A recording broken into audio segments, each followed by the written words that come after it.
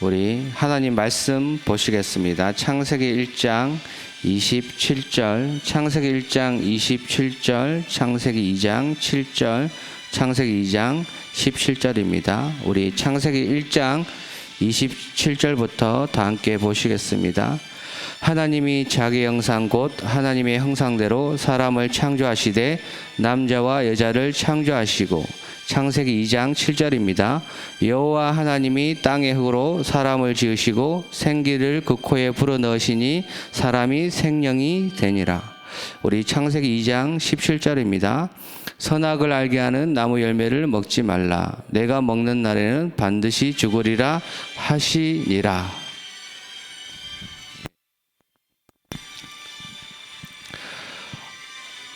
네, 오늘 하나님의 말씀은 하금 복음화입니다. 1월달 하금 복음화입니다. 하나님이 저희들에게 이 새벽에 주신 말씀이 많은 말씀이 있는데 첫 번째 가장 중요한 말씀으로 세팅하라고 말씀하셨습니다. 세팅이란 나의 것이 되게 하라고 말씀하시는 거죠. 그래서 가장 먼저 우리 삶 속에 우리의 가장 먼저 세팅되어야 될 게 묵상이라고 말씀하셨습니다. 묵상은 간단하게 말씀드리면 하나님 말씀을 내가 읽고 고백하고 그걸 생각하는 겁니다. 평상시에. 그래서 오늘 읽었던 새 성경 구절, 하나님의 형상대로 창조된 우리가 하나님의 생기를 가지고 살아가야 되는데 그 중심은 뭐냐? 하나님의 언약 중심으로 살아가야 되는 겁니다. 그래서 하나님의 언약은 말씀에서 시작되기 때문에 여러분이 말씀을 붙잡고 일주일을 하루를 살아가시면 됩니다. 이번 주 주일 강단 말씀에 새로운 피조물이라고 말씀하셨잖아요. 그러니까 하나님을 떠나 있던 우리가 예수 그리스도로 말미암아 하나님의 자녀가 됐습니다. 그 새로운 피조물, 하나님의 자녀, 하나님의 축복과 하나님의 능력을 가지고 살아갈 존재, 그 새로운 피조물이라는 그 단어 하나를 여러분이 마음과 생각에 일어날 때마다, 문제가 생길 때마다, 사건이 생길 때마다 계속 고백하는 겁니다.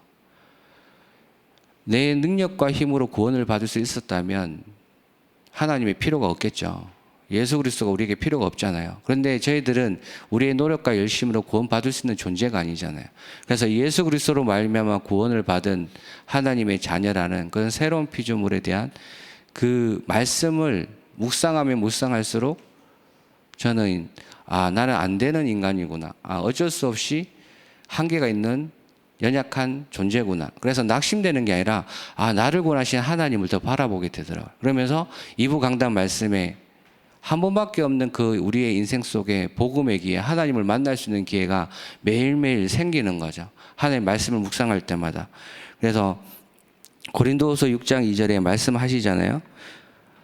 가라사대 내가 은혜 베풀 때에 너를 듣고 구원의 날에 너를 도왔다 하셨으니 보라 지금은 은혜 받을 만한 때요 보라 지금은 구원의 날이로다. 그러니까 우리는 항상 하나님의 은혜가 필요한 하나님의 자녀입니다. 그리고 항상 그 구원의 비밀을 확인하고 그 비밀이 나의 능력으로 살아가길 소원하는 그런 묵상 운동의 주역으로 하나님이 우리를 부르셨습니다.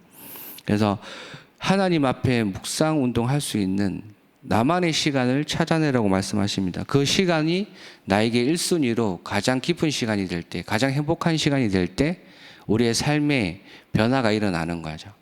그래서 하나님의 말씀을 내 마음에 담고 집중하는 그 시간이 어떤 분은 새벽이 될 수 있고요. 어떤 분은 밤이 될 수도 있는 겁니다. 그런데 어떤 분은 낮에 여유가 생길 수 있는 거죠. 그래서 가장 좋은 게 아침, 밤, 낮 이 세 타임을 찾아서 하는 게 가장 좋지만 내 삶의 시간표에 흐름에 가장 적절한 시간을 찾아내시면 됩니다. 그래서 월요일부터 주일까지 월요일 하루를 딱 보시고요. 아침, 낮, 밤 그 스케줄 속에 내가 찾아낼 수 있는 시간을 찾아내는 겁니다. 그게 단 1분이라도 상관이 없다고 말씀하셨거든요. 가장 중요한 건 뭐냐면 내 삶의 모든 라이프 스타일의 중심을 우선순위를 하나님의 말씀을 묵상할 수 있는 그 기준으로 찾아가는 겁니다. 그러면 당연히 내가 하나님과 함께하는 그 시스템이 만들어지겠죠. 처음에는 힘들고 어렵고 안 될 수도 있잖아요. 근데 그걸 계속 찾아보는 겁니다. 계속 도전하는 겁니다. 그러면 어느 순간에 나도 알지 못하게 그 시간에 하나님 앞에 나와 있는 거죠. 그걸 보고 24라고 합니다. 그러면 우리가 살아갈 때 보면 문제, 사건, 만남이 생기잖아요. 그 속에 내가 기도하는 힘이 있고 하나님의 말씀으로 살아가는 힘이 있다면 그때 나타나는 겁니다. 그 문제를 볼 수 있는 눈, 그 사건 속에서 하나님 주신 응답, 그걸 보고 기도의 능력 25라고 말하는 겁니다. 우리는 이걸 잊어버리고 지나가잖아요. 문제만 바라보고 그 문제 속에 환경만 바라볼 뿐이지 그 문제와 환경 속에 만남 속에 하나님이 어떤 은혜와 어떤 축복을 준비하셨는지 우리는 놓치고 가잖아요. 어저께 굉장히 귀한 제자분이랑 통화를 하게 됐는데 이분이 소원이 이제 한 2, 3주 동안 교회를 못 오신 거예요. 교회 와서 예배 드리고 같이 이제 찬송하고 이걸 호흡하고 싶은데 몸이 너무 아프신 거예요. 그래갖고 교회를 못 오신 거예요. 근데 주의 강단 말씀에 전도자를 통해서 하나님 주신 말씀이 뭐냐면 주의를 회복하고 주의를 놓치지 말라. 그러니까 이분이 너무 속상하신 거예요. 그러니까 주일날 같이 와서 예배드리고 같이 호흡하고 찬송하고 이 흐름 속에 있고 싶은데 본인의 정작 몸과 환경은 교회에 올 수 없는 상황이죠. 그래서 너무 가슴이 아파셔가지고 좀 약간 좀 다운되신 거예요. 그래서 이제 통화를 하는데 너무 저도 마음이 아픈 거죠. 그런데 다른 한편으로 생각하면 교회에 와서 예배드리고 함께 호흡하고 함께 기도하는 거 너무 좋은데 상황이 안 되는 상황이잖아요. 그런데 하나님이 뭐라고 말씀하시냐면 네가 있는 모든 현장이 하나님의 초소가 되면 된다고 말씀하셨거든요. 그게 리더데이 때 상강 말씀이세요. 다른 게 아니라 영혼은 뭐냐? 내가 있는 모든 것이 하나님의 초소가 될 정도로 그 모든 비밀을 누리면 된다고 말씀하셨거든요. 제가 그 이야기를 전달드렸어요. 얼마나 힘드시고 마음이 아프시냐. 근데 하나님은 알고 계시거든요. 우리의 사정을, 우리의 어려움을, 환경을. 그런데 가장 중요한 건 뭐냐면 내가 있는 그곳에서 하나님과 함께 예배드리고 하나님의 말씀을 듣고 고백하고 집중하는 거죠. 그러니까 강단 말씀을 타라는 것은 뭐냐면 흐름을 타라는 건 뭐냐면 어디에 있든지 어떤 사건을 만난지 무슨 일이 있든지 말씀 속에서 내가 집중하고 예배하는 그 시스템을 찾아내라는 거예요. 시간을 찾아내라는 겁니다. 그런데 그분은 그 제자분은 항상 그 시간 가지고 계시거든요. 새벽에 일어나서 예배 드리시고 기도하시고 낮에 힘든 일 때 모든 걸 내려놓고 기도하세요. 뭘 붙잡고? 강단 말씀을 붙잡고 강단에서 흘러넘치는 언약을 붙잡고. 그러니까 제가 그분과 통화하면서 강단 말씀을 조금씩 전달했는데 그분께서 하신 말씀이 맞습니다 전도사님, 하나님 말씀 그렇게 이야기하셨어요. 강단 흐름 타고 계세요. 근데 본인께서는 놓치고 있는 게 뭐냐면 내 문제와 환경이 크다 보니까 본인께서 직접 그 은혜를 받고 계신데 그걸 놓치는 거죠. 그러면서 통화 마지막에 이렇게 말씀하시더라고요. 감사합니다. 누구에게? 하나님께. 그러니까 우리는 하나님이 우리를 인도하시고 보호하시고 우리에게 모든 걸 알려주시고 가르치는 흐름 속에 있는데 우리가 그거에 대한 민감한 부분을 놓치고 있는 경우가 많아요. 그 부분을 확인하라고 이야기하신 게 나의 삶 속에 하나님과 함께하는 묵상 시간, 말씀이 성취되고 있음을, 그 말씀이 나를 인도하고 있음을 확인할 수 있도록 그 시간을 가지라고 말씀하십니다.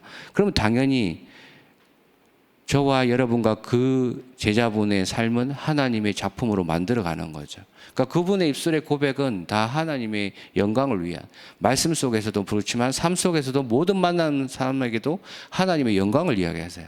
그러니까 하나님의 영광이 뭐냐? 예수 그리스도. 예수 그리스도로 말미암아 구원받을 수 있는 그 기회를 우리에게 주셨고 우리가 하나님의 은혜로 그 구원을 받았고 감사해서 그 구원의 비밀을 전하는 자의 삶을 살고 있지 않습니까? 그러니까 저와 여러분들은 하나님 주신 그 은혜 속에 다 함께 흘러가고 있는데 우리가 하나님 앞에 조금만 집중하는 시간이 있다면 더 확실하고 명확하고 결론적인 삶을 살아가겠죠. 그래서 우리는 누가 뭐라고 해도 구원받은 하나님의 자녀입니다. 그걸 확신하시면 돼요. 그 하나님의 약속을. 그리고 지금도 하나님이 보이지 않게 성령으로 우리를 가르치시고 지키시고 보호하세요. 그 결론을 내고 가시면 됩니다. 모든 문제, 사건, 어려움 속에. 그러면 당연히 우리는 누려질 수밖에 없는 거죠. 하나님의 말씀을, 하나님이 나와 함께 하심을. 그게 예배인 겁니다. 그게 주일입니다. 주일이 우리의 첫 시작이잖아요. 하나님 믿지 않는 사람들의 시작은 월요일이 시작이지만 하나님 믿는 하나님 자녀의 시작은 주일에서 시작된 말씀으로 시작됩니다. 그러다 보니까 우리는 과거를 보고 살아가는 게 아닙니다. 과거에 묶인 삶이 아니라 오늘을 힘들게 살아가는 삶이 아니라 미래를 향해 달려가는 삶입니다. 우리의 미래는 하나님이 준비하신 세계복음화의 축복을 누리는 삶이죠. 그 가장 큰 축복이 어제부터 시작됐지 않습니까? 매일매일 시작인데 전 세계에 이 복음 운동을 위해서, 이 복음을 더 깊이 알기 위해서, 이 복음을 전하기 위해서 전 세계에 흩어진 제자들이 모였습니다. 일산 지역에.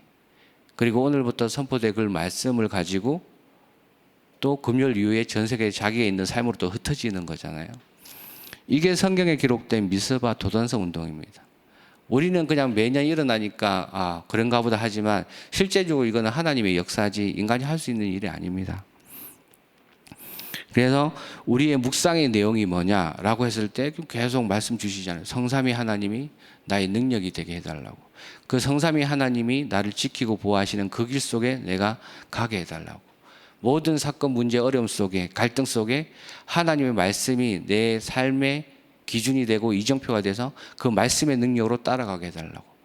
그래서 간단하게 말씀드리면 망대, 여정, 이정표입니다. 이거는 단순한 단어가 아니라 하나님이 자기 형상대로 창조된 모든 하나님 자녀에게, 예수 그리스도를 믿고 고백하는 하나님의 자녀에게 어떻게 살아가야 될지, 무슨 능력으로 살아가야 될지, 어떤 방향으로 가야 될지를 계속 알려주시는 겁니다. 그러면서 우리는 우리의 삶 속에 우선순위를 계속 찾아야 되겠죠.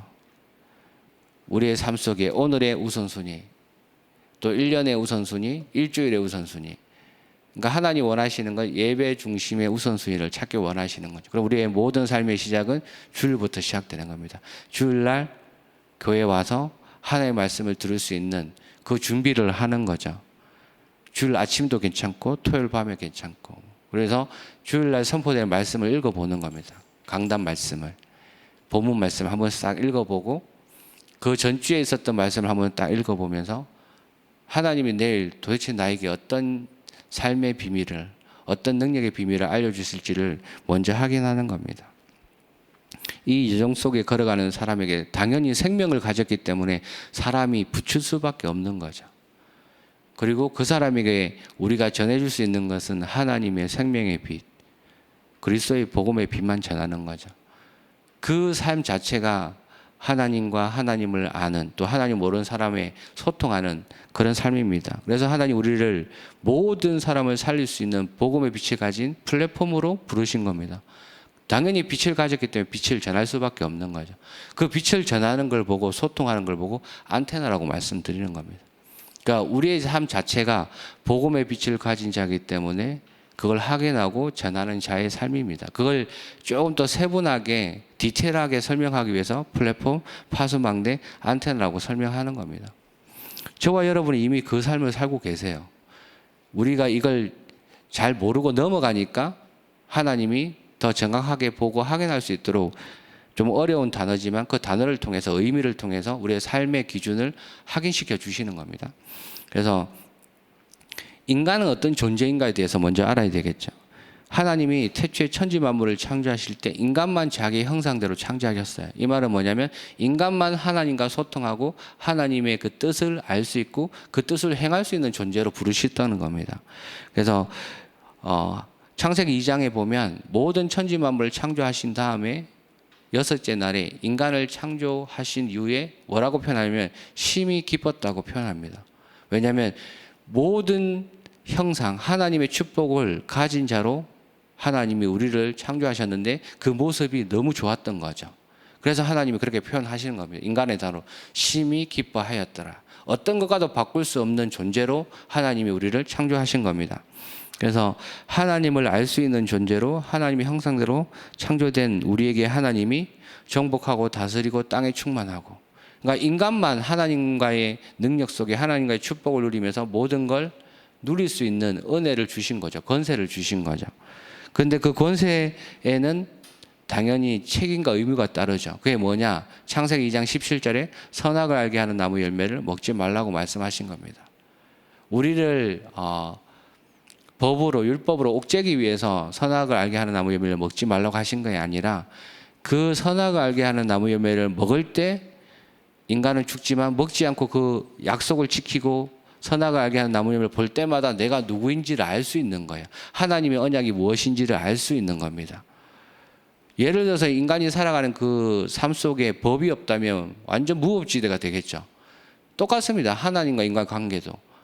아무리 하나님의 형상대로 창조된 인간이 하나님의 축복을 받고 모든 능력을 가지고 축복을 받고 살아가지만 그 기준이 어디에서 나오는지 모르면 그 사람은 무분별하게 살아갈 수밖에 없는 거예요.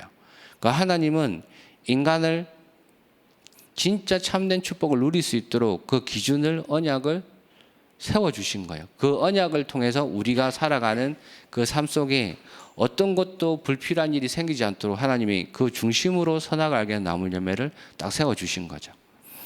그러니까 하나님은 그 코에 생기를 불어넣어 생명이 되게 하셨잖아요. 그러면 우리의 모든 삶은 하나님과 함께하는 삶이요, 하나님의 축복을 누릴 수 있는 그런 삶을 살아갈 수 있는 그런 존재인 거죠. 그런데 딱 문제가 생겨요. 어떤 문제가 생기냐면 뱀 속에 들어간 사탄 마귀라는 악한 영이 하나님과 인간관계의 사이를 끊어버려요. 그 선악을 알게 하는 나무 열매에 참된 언약의 비밀을 희석시켜버려요. 그러면서 거짓말로 속이죠. 저 선악을 알게 하는 나무 열매를 이가 먹는 날에는 이가 정녕 눈이 밝아져 하나님처럼 될 것을 하나님이 아시기 때문에 먹지 말라고 하는 거다. 그러니까 이런 식으로 사탄 마귀라는 존재는 지금도 우리의 삶을 통해서 우리가 가장 연약한 것, 우리가 가장 소원하는 걸 통해서 하나님과의 관계를 계속 끊어내려고 해요. 그러다 보니까 본인도 고린도서 11장 14절에 광명의 천사로 나타나서 계속 뭘 희석시키냐면 그리스도의 복음의 강체가, 그 생명이 나에게 1순위가 되지 못하도록 계속 희석시키는 거예요. 다른 걸 바라보게 하는 거예요. 그래서 마태복음 4장에 보면 마지막에 예수님을 시험하는 자 사탄 마귀가 이야기하잖아요. 가장 높은 곳에 올라가서 이야기해요. 네가 만일 내게 경배하면 세상 모든 것을 주겠다. 그러니까 무슨 말이냐?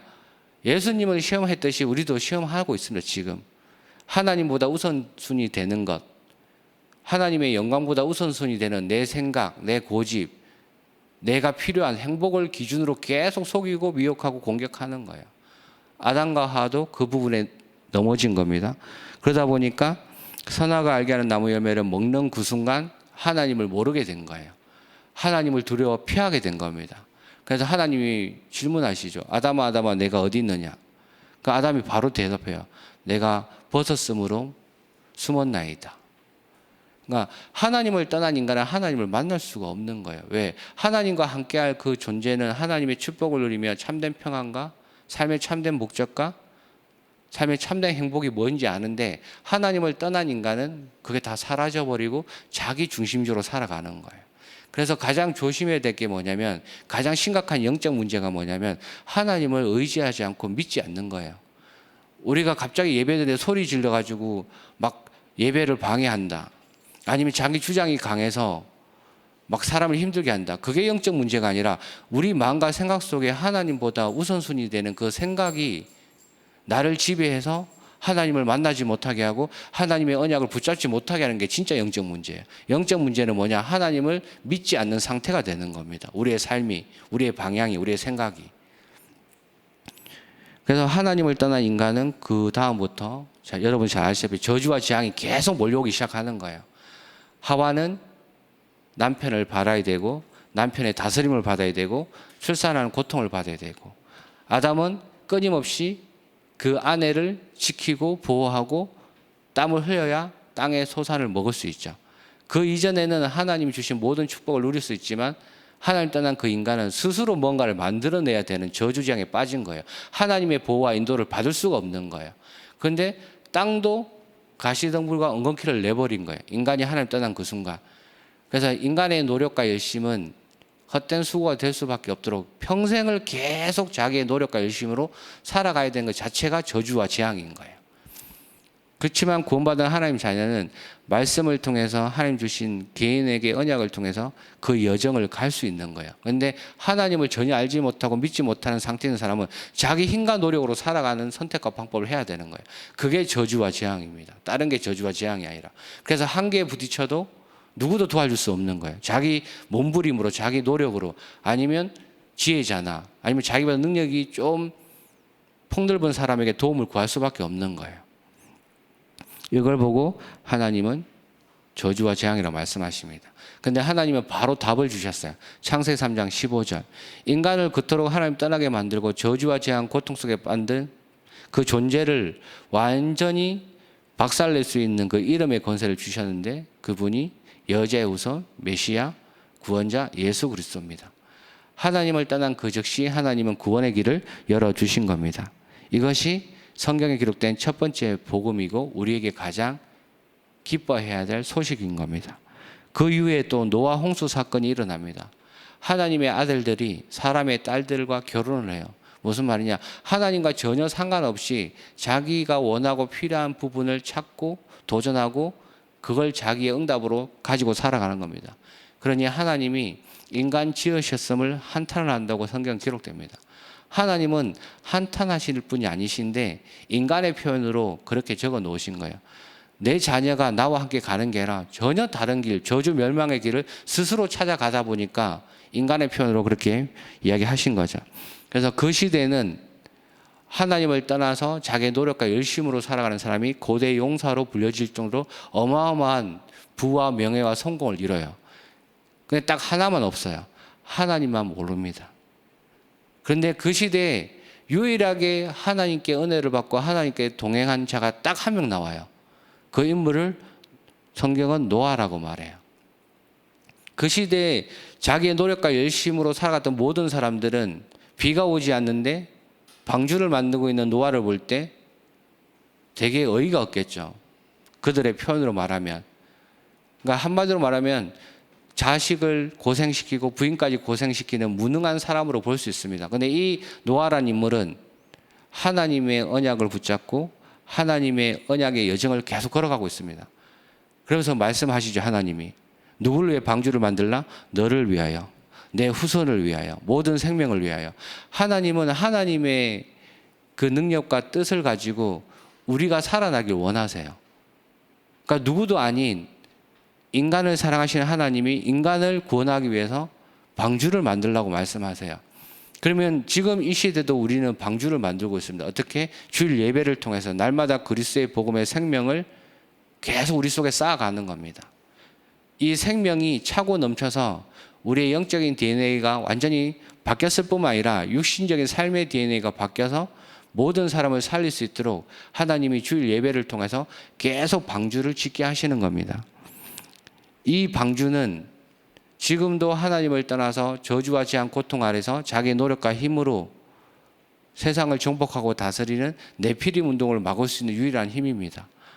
그래서 묵상 운동, 방주 운동, 주일 예배를 통해서 하나님이 끊임없이 그 영적인 힘, 보이지 않는 힘을 통하여 시대를 살리길 원하십니다. 그 응답이 지금 저희 삶 속에 보여지고 있지 않습니까? 이번에 오세아니아 14개 나라 그리고 바누아투에 있는 소가 나오키 그 중학교에 오는 그 친구들 이미 왔죠. 50명, 60명. 그 친구들이 바누아투, 그 다음에 솔로몬 제도, 그 다음에 톤가 그 14개 나라에서 다 온 친구들이에요. 그 14개 나라에서 그 나라의 인재들이 지금 바누아투 소가 나오키 중학교에 와서 복음적인 삶을 배우고 언약을 심고 지금 살아가요. 근데 그 친구들이 또 흩어지게 되었어요. 어디로? 자기의 그 섬나라로. 그러니까 이 친구들이 하나님의 복음으로 좀 더 깊이 성장하고 하나님의 말씀으로 시대를 볼 수 있는 눈을 가지고 능력을 가지고 이 친구들이 조금만 앞으로 5년, 10년, 15년만 더 자라면 그 솔로몬 제도의 정치인이 될 수도 있고요. 문화인이 될 수도 있고요. 경제인이 될 수 있는 거예요. 그러니까 저는 그냥 지나가듯 생각했는데 월요일날 그 예배를 드리고 나서 깊이 생각해 보니까 하나님이 어마어마한 일을 하고 계시는구나. 그 섬나라에 우리는 갈 수가 없는데 그 섬나라 출신의 인재들이 지금 저와 여러분의 기도 속에 하나님의 그 언약의 흐름 속에 복음적인 삶을 배우고 하나님의 언약을 가지고 살아가고 있습니다. 그 친구들 지금 왔어요. 어디에? 태어나서 처음으로 도단성 운동, 위스바 운동하는 이곳에 왔습니다. 그 친구들이 뭘 가지고 가야 되겠습니까? 복음을 가지고 와야 됩니다. 왜냐? 시대는 지금 계속 바벨탑 운동을 하고 있습니다. 하나님 필요 없이 우리의 능력으로 계속 하나님보다 높아지고자 하는 정치, 경제, 문화, 사회를 장악하고 모든 시대를 장악하고 계속 발전하고 있습니다. 그래서 그들이 주장하는 건 하나님 필요 없이 이 능력과 노력으로 할 수 있다. 그래서 그런 문화와 사상을 가진 지도자들이 모여서 지금 계속 시대를 만들어가고 있지 않습니까? 실제로 그걸 보고 있는 겁니다. 그래서 이 바벨탑 사건은 결국 무너질 수밖에 없어요. 이 바벨탑으로 하나님의 영광이 아닌 자기 스스로의 영광을 만들어가는 사람들은 무너질 수밖에 없습니다. 왜냐? 인간이 영적인 존재이기 때문에 문제는 올 수밖에 없고 그 문제를 통해서 결국은 하나님을 만나지 못하면 더 많은 고통과 문제가 올 수밖에 없는 겁니다. 성경의 그 내용은 세 가지 사건이 지금도 일어나고 있습니다. 여러분이 대중 매체를 통해서 미디어를 통해서 SNS를 통해서 많이 보고 계시잖아요. 하나님을 떠나 최고의 자리에 올라가고 성공을 하더라도 결국은 서밋의 축복을 누리더라도 하나님과의 관계가 전혀 회복되지 않는 영적 서밋의 축복을 누리지 못하는 사람은 결국 무너질 수밖에 없는 겁니다.